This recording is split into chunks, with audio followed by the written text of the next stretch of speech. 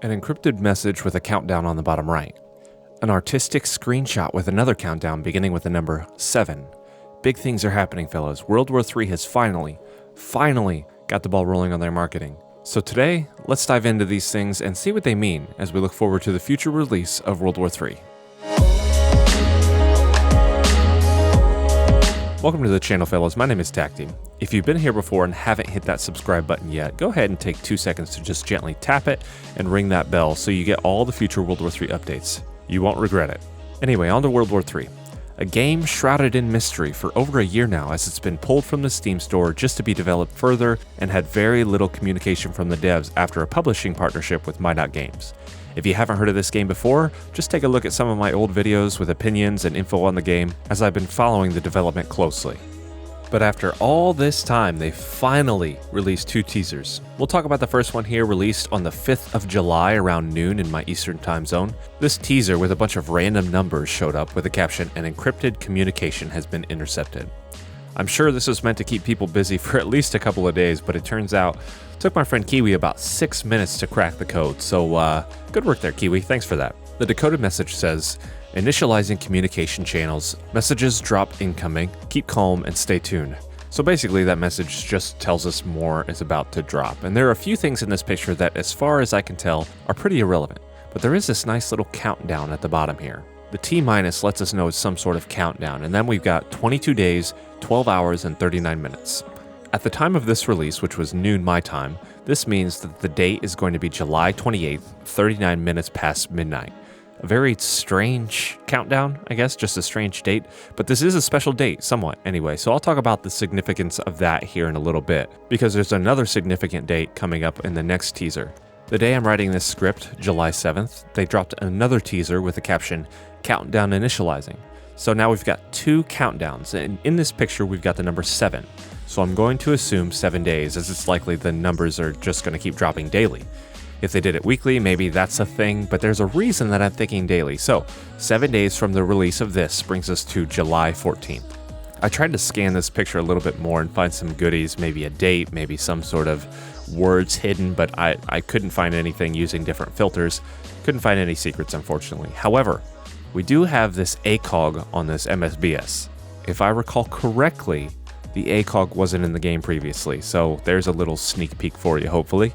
Anyway, the dates we now have are July 14th and July 28th. Dates that would seem insignificant.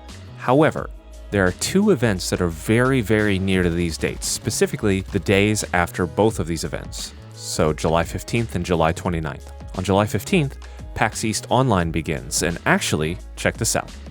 World War III is going to be at PAX East.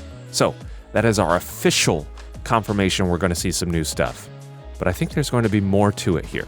Here's what I'm thinking. Here's how I think it's going to play out, because July 28th comes in here as well. On July 14th, when this countdown ends, they're going to release an artistic trailer that shows some modern combat with just a pre-rendered environment. So nothing crazy, no gameplay, nothing like that. Just a short trailer to garner attention and some hype for the PAX livestream, because they haven't actually said anything about PAX. They haven't told us anything about this, but according to this, they're going to be there. So that's going to be used to garner hype so that people go over to the live stream. And then on the 15th, a gameplay trailer is going to drop. It's going to show off the refinement that's taken place. It's going to show some gameplay changes. It's probably going to show you how the game has changed from previously to now. Honestly, World War III has always been very good at their trailers. Some of the trailers they released, even with the old builds, were very, very good. So I'm excited to see what this looks like.